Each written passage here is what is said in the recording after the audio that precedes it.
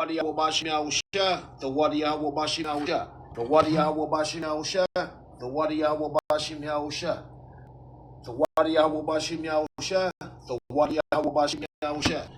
That's right. It's a wrap for you devils. You know, we're gonna hear the truth. You know, the Lord is a man of war. Okay? The Lord is a man of war. Okay? Yahweh Bashim Yahushua is his holy name. You dig? And you devils are done. Because you are so wicked, so foul and vile. It is ridiculous. Okay?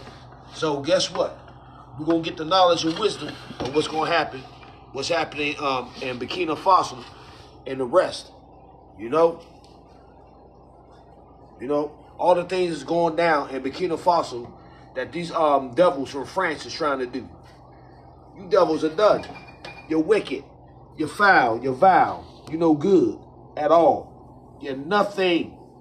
Understand that, devils. You're nothing. You're always stealing.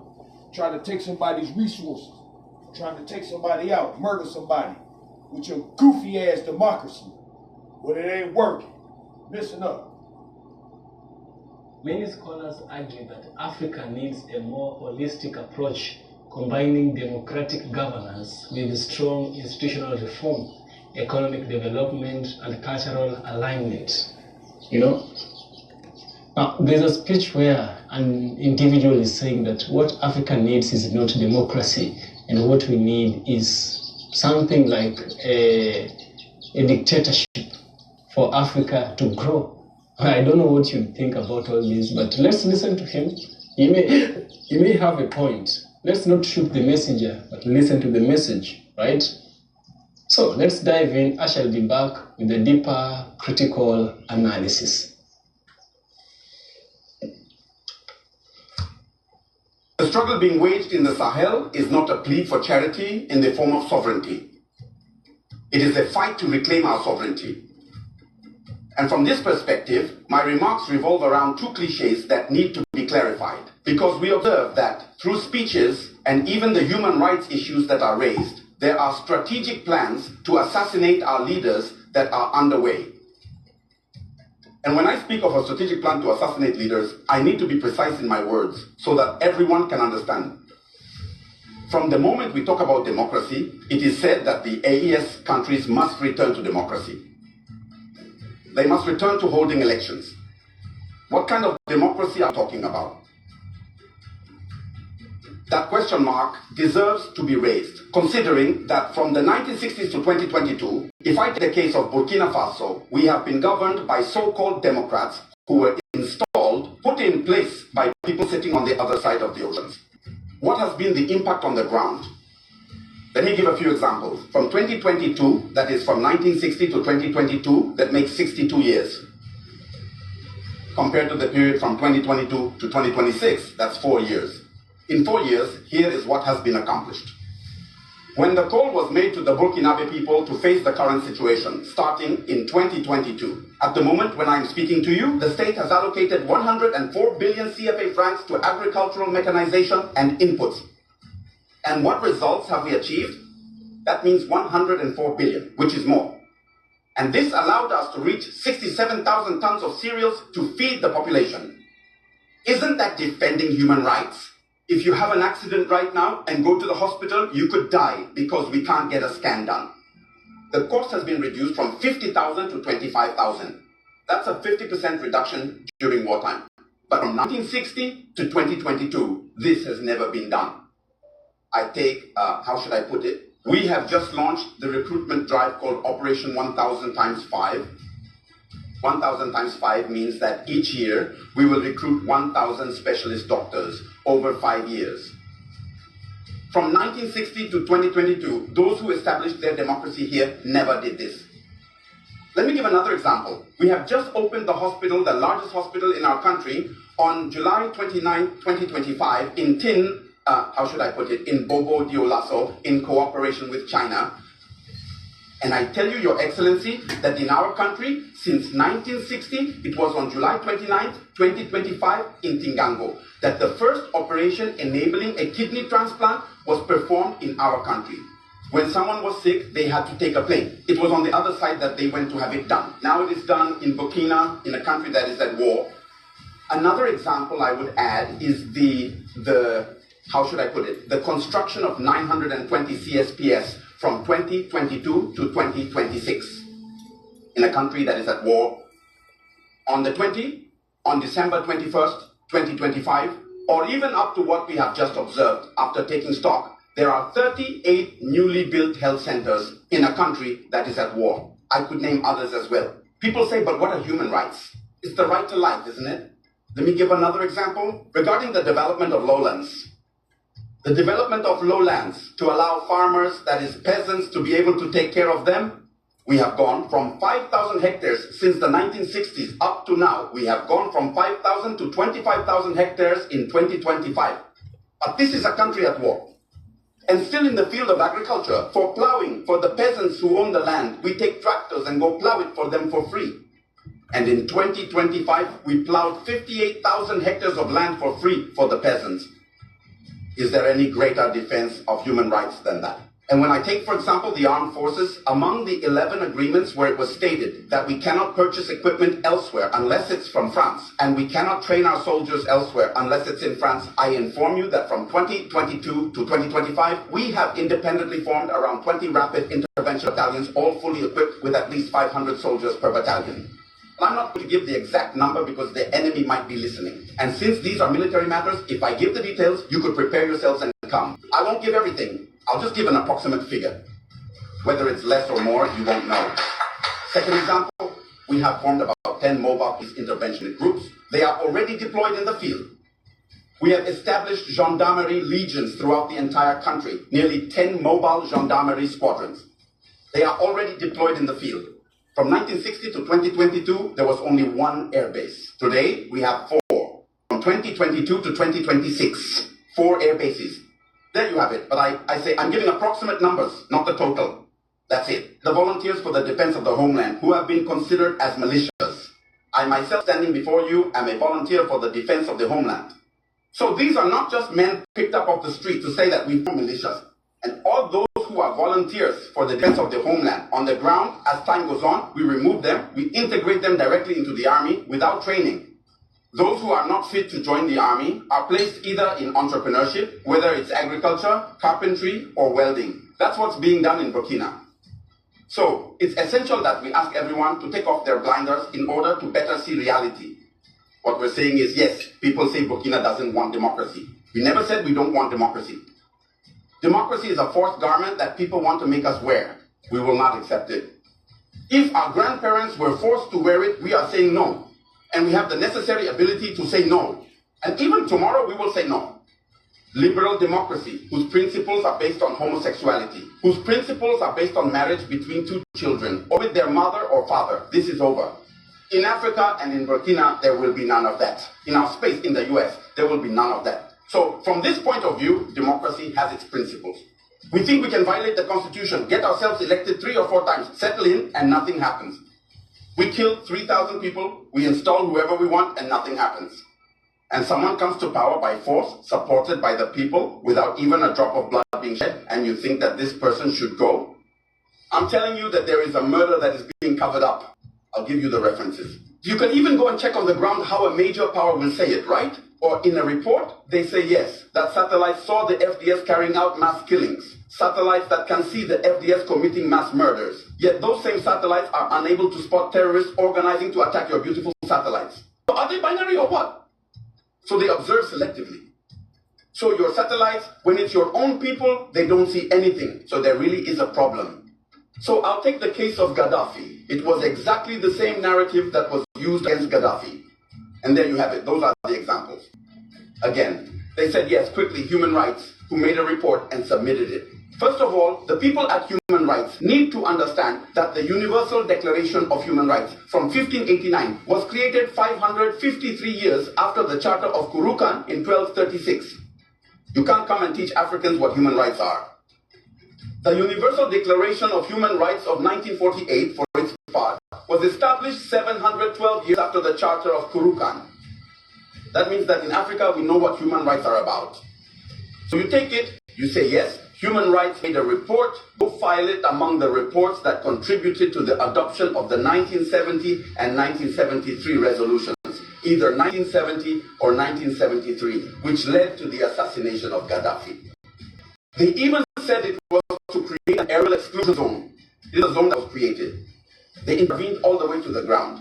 They went and massacred Gaddafi, and then they came back. And afterwards, we come back and say, no, the reports that were used there, the evidence wasn't consistent.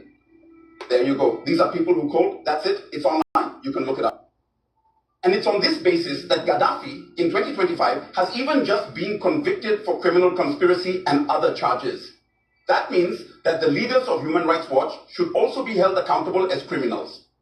Criminal conspiracy, that's what it means. So, finishing up these examples. I say that Burkina Faso, within the ARS, we are committed not against a people, not against a person, not against a group.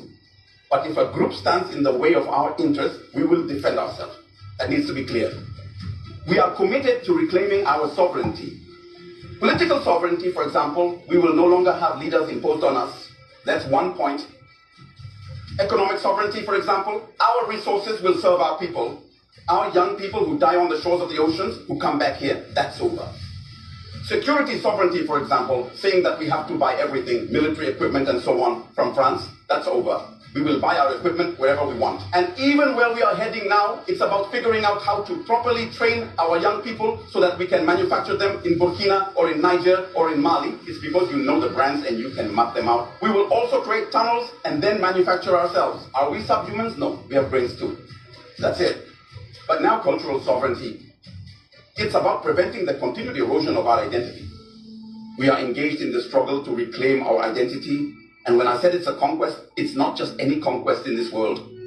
We are ready. We who are here. If it means losing our lives for this, we are ready. We need to ask ourselves, how does a population that has 8.3%, let's be kind and say 10%, get double their numbers when we are still oppressed 32 years into democracy?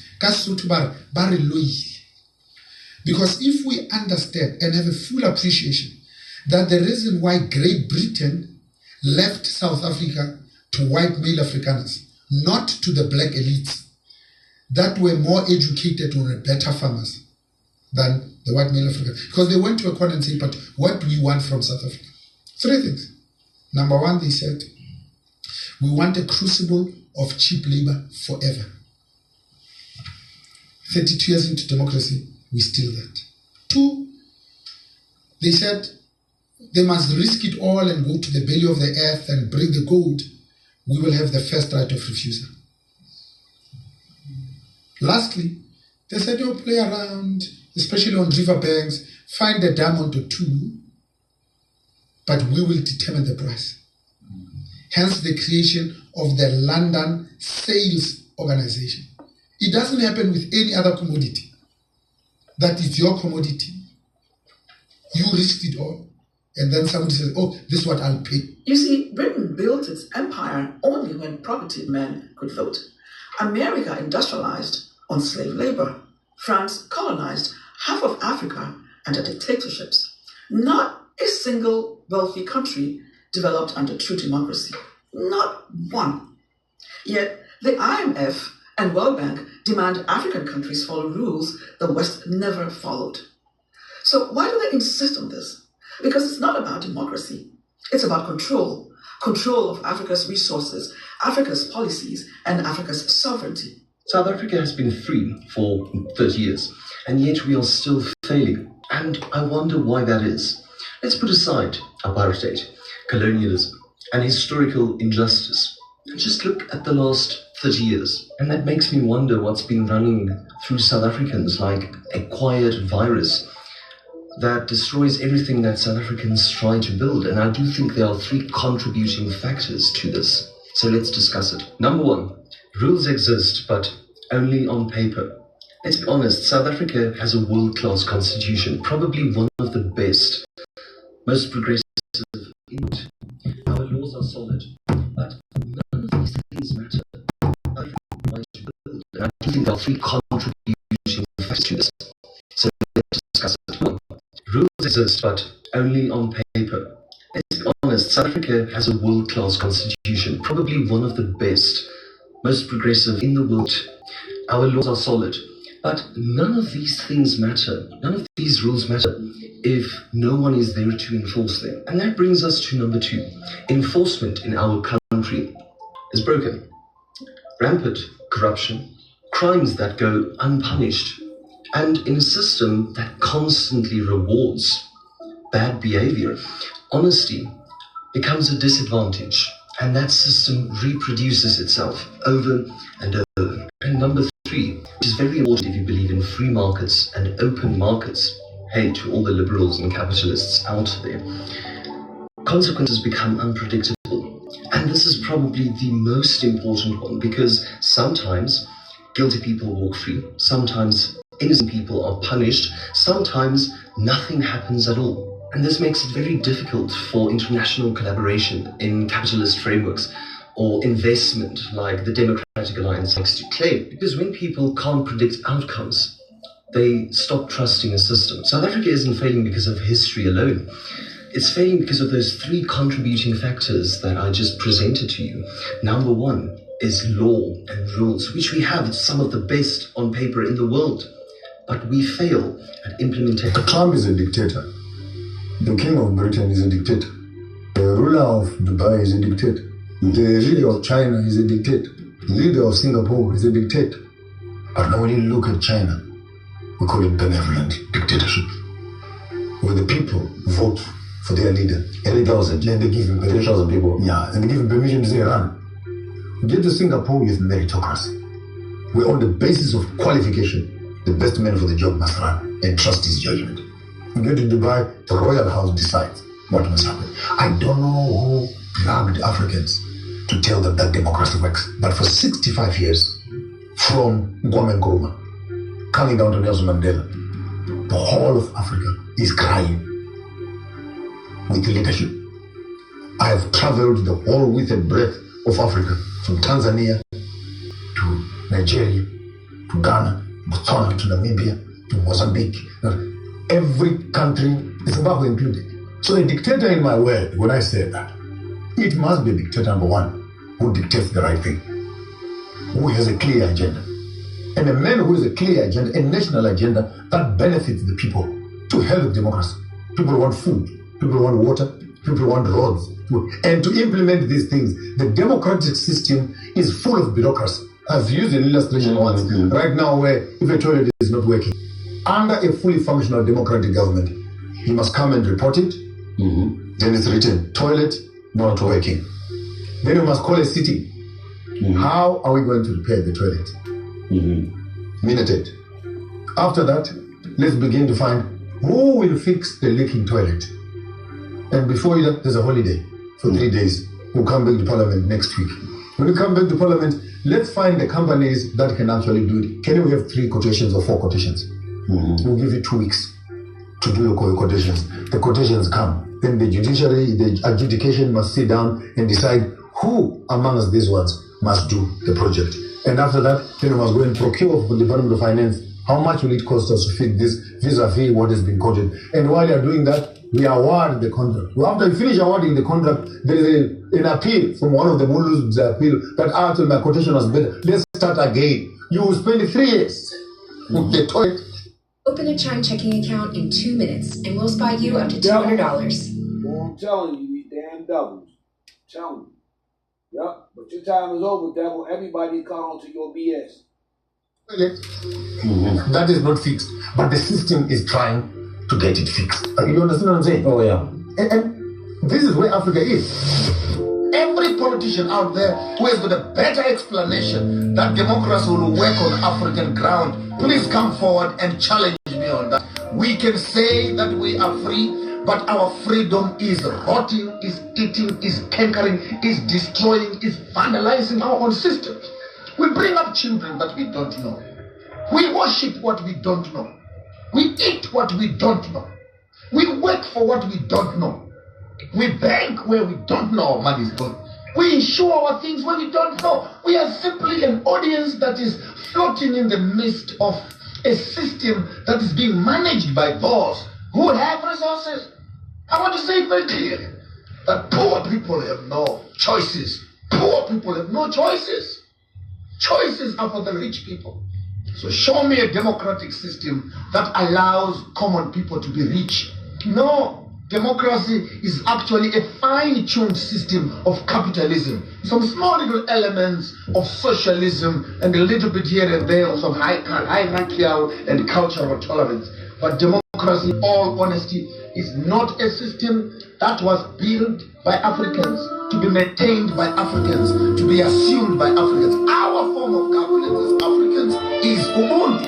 Ubuntu is our government. I am because you are.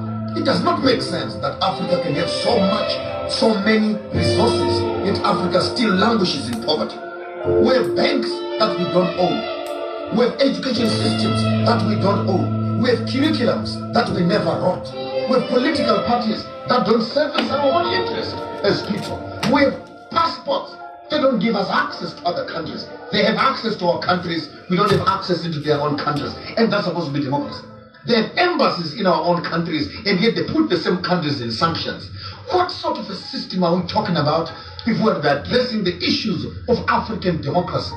African democracy is a crippled child who is sitting on a wheelchair, a paraplegic wheelchair. In as much as our countries are claimed to be democratic, they are not free at all. Our economies are... I no longer use the term democracy much, because I think it misrepresents what we want. I think the Westerners came and told us that democracy means, one, you must have multi-party politics. Two, you must have periodic election. I now use the word governance more. Look at your typical post-colonial African state. They are multi-ethnic. And because they are multi-ethnic, there are certain things and considerations that you put into account that would not make sense in a mono-ethnic country such as Denmark. Take, for example, a country like South Sudan. It has 5 vice presidents. It doesn't make sense on the face of it. But in order to preserve the nation, that which does not make sense makes sense in that environment. Democracy often struggle. You see? Psalm 64:5. They encourage themselves in an evil matter. They commune of laying snares privily. They say, who shall see them? They search out iniquities. They accomplish a diligent search. Yeah, because you're the devil. You're always trying to search for every goddamn thing, and you'll keep on doing it. Both the inward thought of every one of them, and the heart is deep. But power shall shoot at them with an arrow, the nuclear missiles. Suddenly shall they be wounded. Also let Jacob upon you, martial law and everything else upon you. That's right. Also, when Yahweh shall get back and shoot them lasers out of his hand, you know what I'm saying? That's right. Them horns, that power, and from the chariots. That's right. So they shall make their own tongue to fall upon themselves. All that see them shall flee away. Okay? That's you, devil. You're done. Wall or ball, ball.